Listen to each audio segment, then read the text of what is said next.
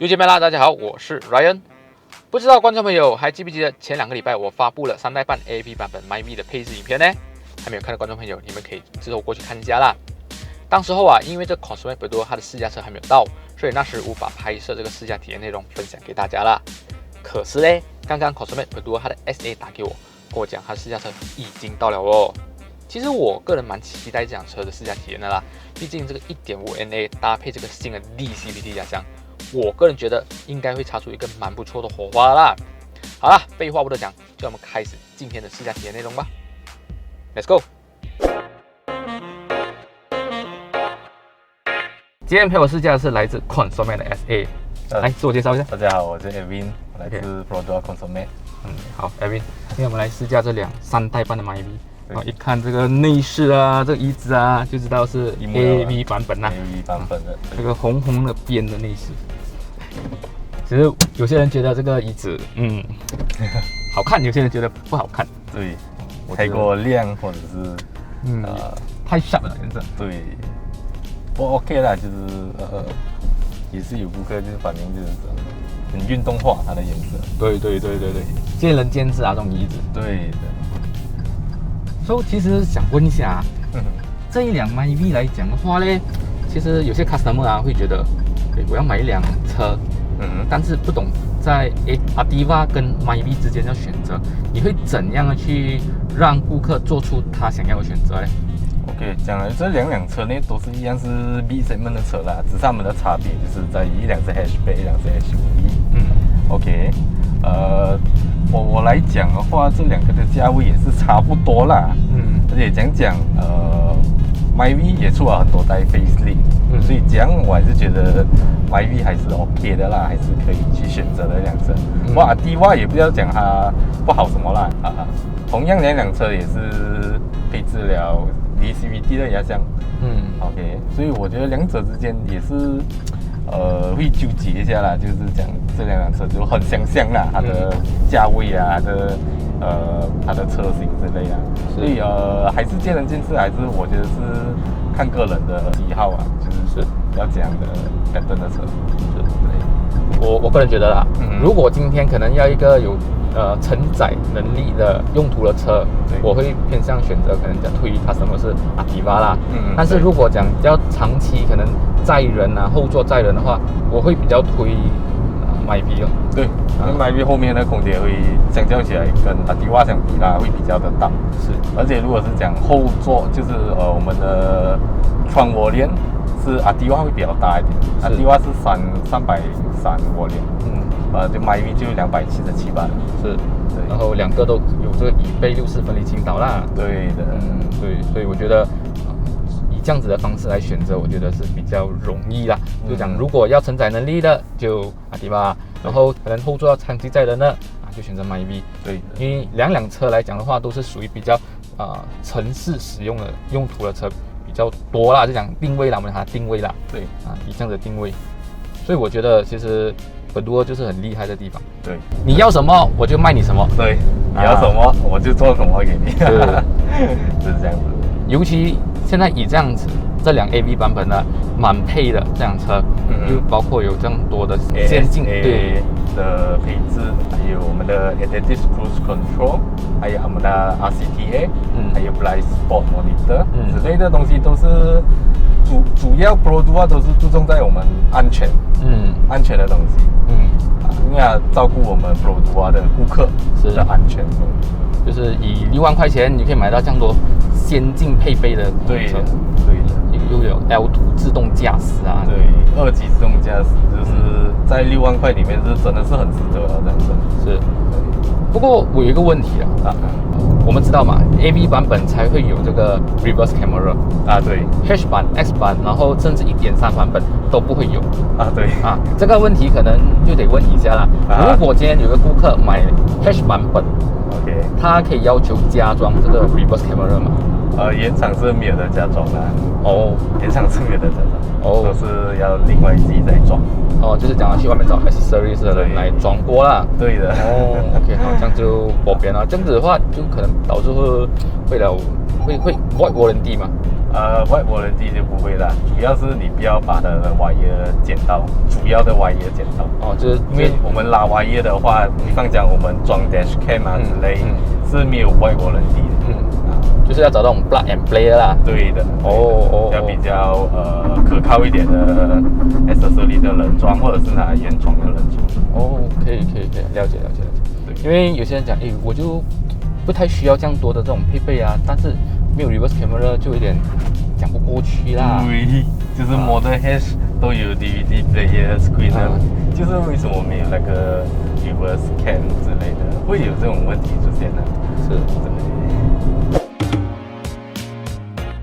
我觉得啦，这辆车它的动力表现其实是蛮足的，以这样子一辆100多匹的车，然后搭配了这个最新的 DCVT 压箱，驾驶感其实讲的它的动力是蛮充足的，动力是蛮不错的。对，以这样子城市路驾驶啊，对。但是就是有一个问题，就是在于是它的那个隔音表现可能就不太理想了。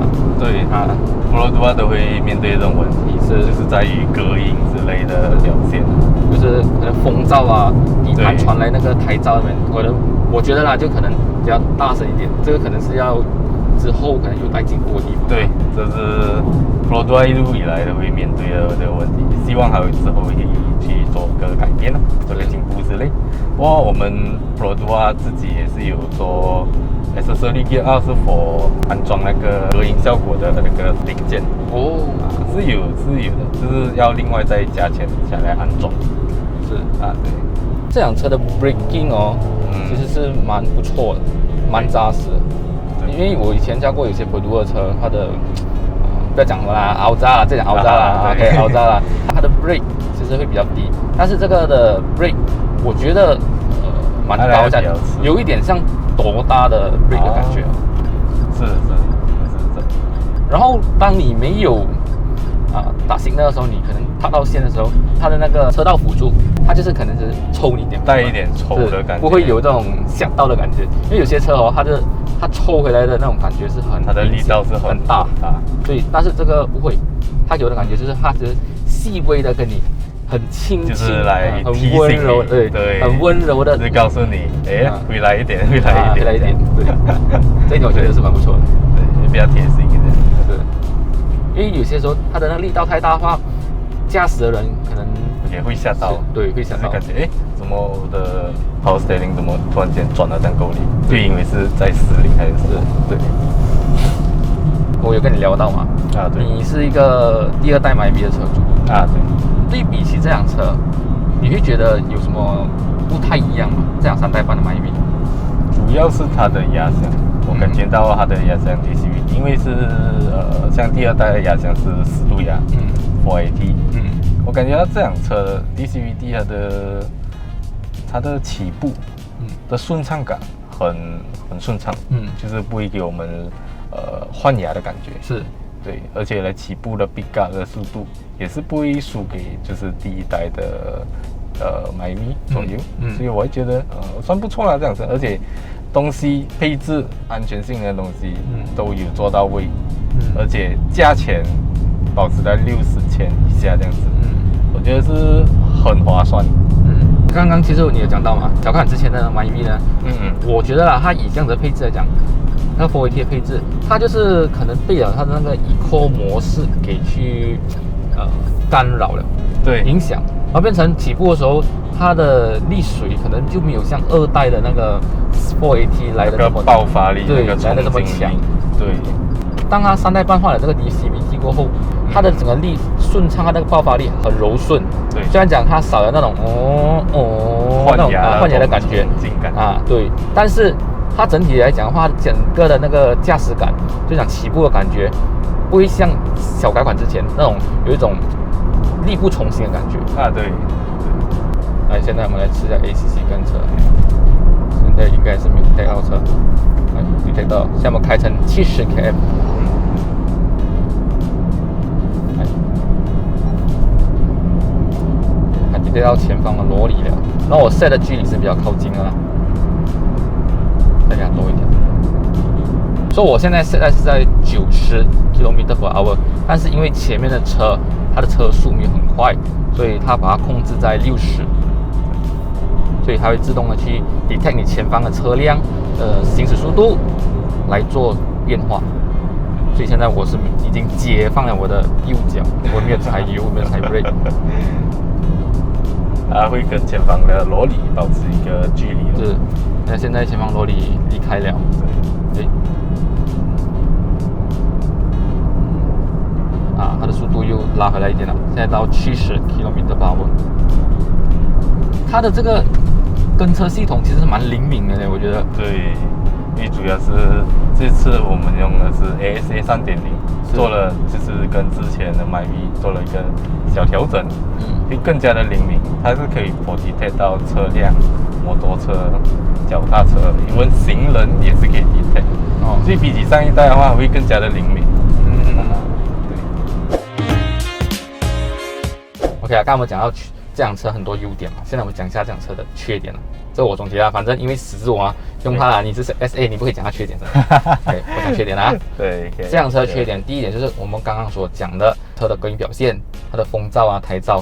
但是以一辆6万块钱的车，我个人觉得是没有办法去好挑啦。对，还有这样多的配置啊，这东西，这个可能买家在心理上面要做一个衡量跟平衡啦。但是可能讲这个隔音表现来讲的话，可能是我无法接受的，但是也不一定是你无法接受的。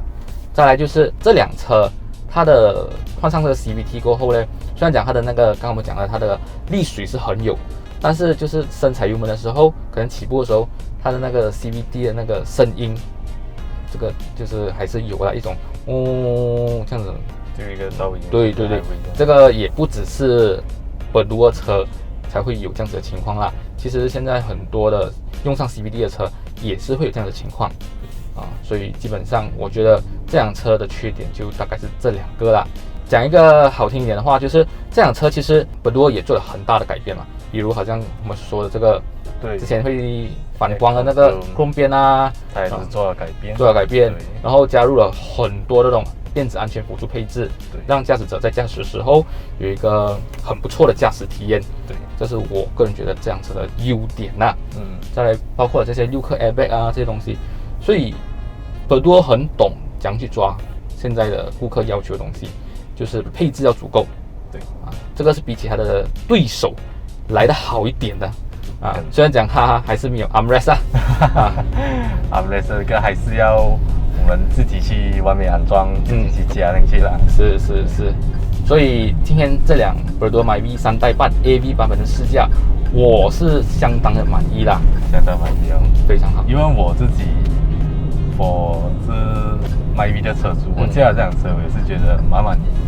蛮不错，它在这些安全上面的东西是做到很充足啦。是。好，所以今天的影片就到这里了。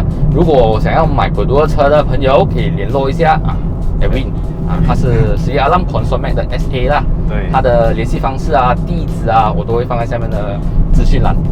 所以到时候问题可以来找我。是 OK， 你找他了，就是不要找我了，因为我是卖车的，我只是一个普通试驾的人。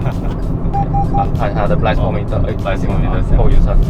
对，好了，今天影片就到这里了。觉得我视频不错的话呢，就麻烦你帮我按赞、分享出去。当然啦，你也别忘了订阅频道，还有开启小铃铛哦。